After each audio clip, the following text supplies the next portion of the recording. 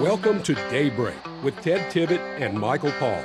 If you'd like to call us, our new studio line is 268-1017. Our email is newstalk107.1@gmail.com. 2 cigarettes in an ashtray. We've got 2 congressmen about to come on and Patsy Cline singing some bar tune leading them. Good morning. What a great show this morning. Michael Paul, Ted Tibbett. We're joined by Congressman Mike Ezell and Congressman Michael Guest. Good morning, Congressman. Good morning. Good morning, guys. Good morning, Michael. Good morning. It is so Hey, good. You know what? We got three Michaels on the phone right now. I know, and you're kind of breaking up a little bit. I don't know where you are, but a little bit. Get over here by the window. Yeah, go ahead. All right. All right. So, Congressman Guest, are you there? I don't think we have Congressman Guest, Ted. I heard him. Huh? Can you hear me? I hear you fine.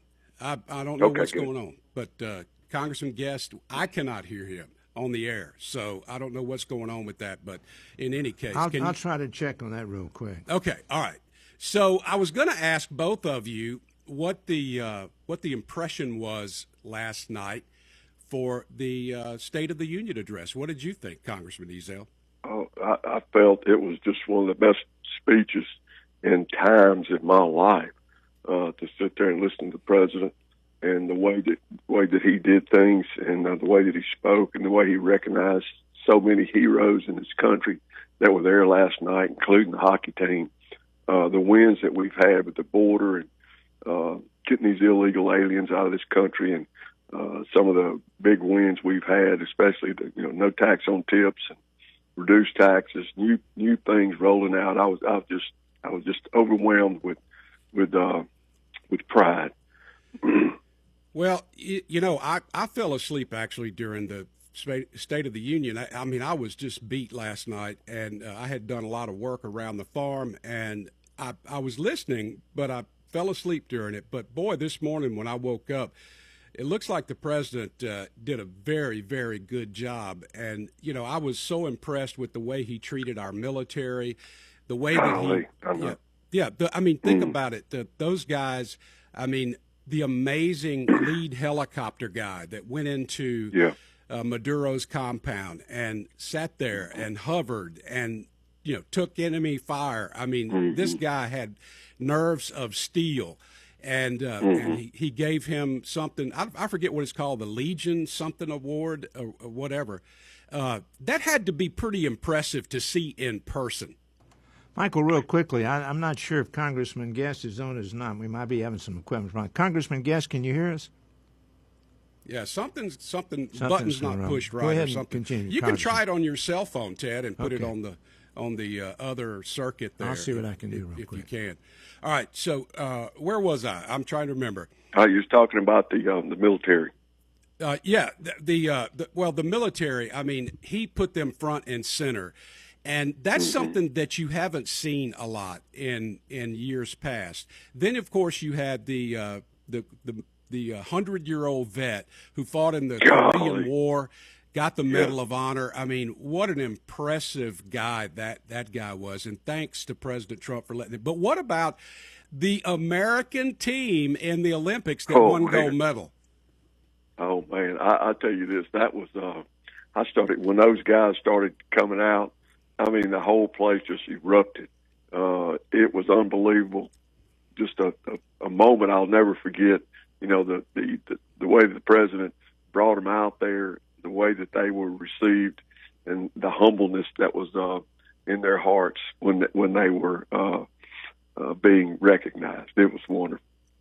Michael, I've got him here, but I'm not sure he's going to be able to hear us as West. But Congressman Guest, are you there? Yes, sir. I can hear you. All right, good. There we go. All right, Congressman Guest, we're glad to have you in here with us. A little technical dip. This is something we don't do very often, by the way, is have 2 people on the air at the same time. So a little tricky there. But anyway, Ted, I can hear you, but not the programming. Okay, Ted. Well, you're going to have to ask him what he thought about. Go ahead. And what did you think, Congressman, about the President Trump's presentation last night? Look, I thought the president did an amazing job. Where else can you be in a room where you can celebrate the U.S. hockey team that had just won the gold medal? We can be there to honor one of our servicemen who received the Purple Heart, as well as getting to be in the room as two of our service members were presented the Congressional Medal of Honor. I thought the president, the way that he highlighted our military, highlighted our law enforcement, it really goes to show the president's heart, what the president believes in. And look, I thought the president did a great job highlighting many of the accomplishments during his first year of office. Everything from the fact that America is safer, that our borders are secure, that the president lowered taxes. He talked about several economic points to really show that the economy over the last year has made an incredible turnaround from what we saw under the Biden-Harris administration. And so I thought the president did an amazing job last night. All right, so he can't hear me, unfortunately, the programming side of things. But I would like to know what Congressman Guest thought about the honoring of our military and the current members of the military, Ted, and also the former military officer who was awarded the Medal of Honor. Congressman, we're talking about the military and how President Trump honored them last night, including the awarding of some medals. And his presentation and his show his appreciation of all our military and past military as well. What did you think about the way he honored the military last night? You know, again, for myself and Congressman Ezell and others to get to be in the room as, you know, he honored both the pilot that was instrumental in the capture of Nicolas Maduro, who was actually injured there during that flight, and made sure that the mission was complete so that he could deliver the soldiers there on the ground that actually made that amazing capture, and then to be able to honor a World War II Korean War veteran, 100-year-old soldier who fought for this country and many of those battles of the past. For him to be there and honored, it was just really an amazing experience. And I thought the president did a great job of honoring those that have served, but also talking about his mission going forward, particularly the mission and that under President Trump's watch that Iran would not have the ability to obtain nuclear weapons. I know that was something a lot of people were wanting to see what the president would say about it.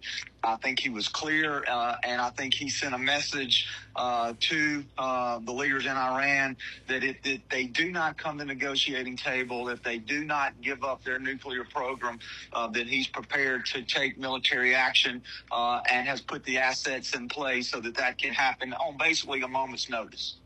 So I would like to ask also, Ted, you can tell him in just a minute, but first of all, Congressman Ezell, what did you think about the Democrat response, not only in the House, but also the response afterwards from Abigail Spanberger, or whatever her name is?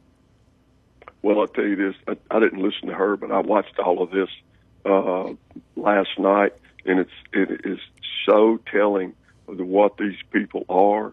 They're radicals. They want to change the way that America is totally. They want to make us a socialist country. They want to take away our freedoms, and I don't care what they say. They hate this country. Every opportunity that they had, Trump, the president, gave them. He gave them so many easy ways that they could have applauded or said, you know, okay, good, this is a good thing. They wouldn't do it. They refused. Just like 2 or 3 of those radical squad members who sat there and screamed and hollered at the president, and it was very telling. And it tells me we have got to win these midterm elections, because if not, all they're going to do is try to impeach the president. But these people hate America. They want to change America, and as long as I'm here, I'm going to fight them tooth, claw, and toenail. Yeah, I got you. All right, Ted, we're going to have to depend on you to ask the question also. Yeah, I think you did. Congressman, did you hear what he was talking about?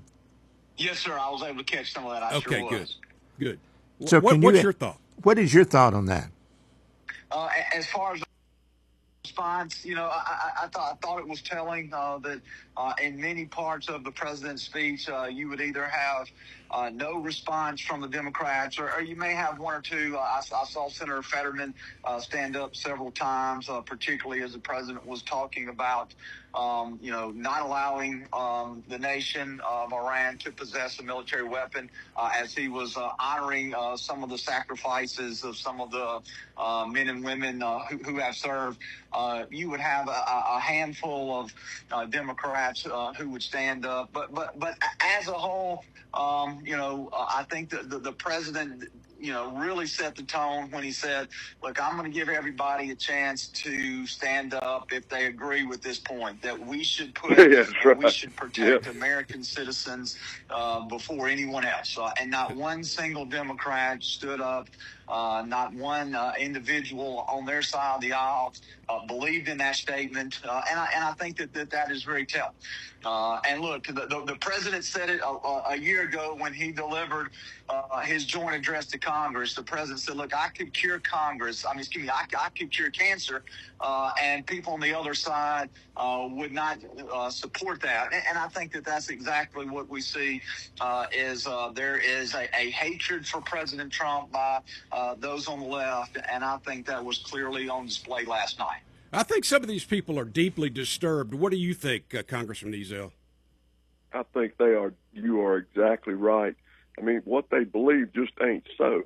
And Reagan said that years ago. It just ain't so what they believe, because they are dead wrong. They don't care about, they want us to be tolerant of them and their craziness, but let us try to do something with common sense, and they just want to down completely. And I'm telling you, we got to fight this every day. Well, it's a fight. It's a constant fight, and you've got literally half the country that goes along with what they say. So it's difficult. And of course, in Congress, you have such a small majority that it makes it hard. You've got some, in every group, there's always a crazy or two, and it looks like the Republicans have one or two of those as well. And, I could call some names, but it really doesn't make any difference. But how do you see, both of you guys, how do you see Congress over the next few months? What's the mood in Congress to get some of these programs up and running, codified by law from the president? How do you see that happening, Congressman Ezell? I think that right now, after that speech last night, we realize just how grave these decisions are. We've got to get it done. I think, again, Mike Johnson has done a phenomenal job. When everybody's counted him out, he's been able to pull it off. So hopefully we can get some of these things codified, because we've got to. Because day one, if the Democrats take over, they're going to kill it. Yeah, kill everything. Congressman Guest, What do you think? Yeah, look, I think Republicans are motivated after last night's address by the president. I've been for quite a while saying that we need to move forward. We need to do a second reconciliation bill. We were able to see all of the great wins Republicans were able to get across the finish line last year, and the one big, beautiful bill, from tax relief to funding for border security, funding for the military. There were some incredible victories for the American people. I believe that is what is helping drive some of the economic growth that we've seen over the last 6+ months. And look, we don't need to lose this opportunity. Very rarely do you have a party that controls the White House, the Senate, and the House of Representatives. We know that is going to be between now and the end of the year, even though we have very narrow majorities, a 3-seat majority in the Senate, and as we sit here today, only a 2-seat majority in the House. I believe it's imperative that we take advantage of that opportunity, that we get another reconciliation bill across the finish line to get past the 50-vote filibuster in the Senate. And just as Mike said just a minute ago, that we work to codify as many of the changes that the president has put in place by executive order while we have this opportunity. All right. Well, thank you guys for joining us. We are out of time. We appreciate you, and good luck to both of you next Tuesday. Thank you. And Congressman Guest says thank you as well, Michael.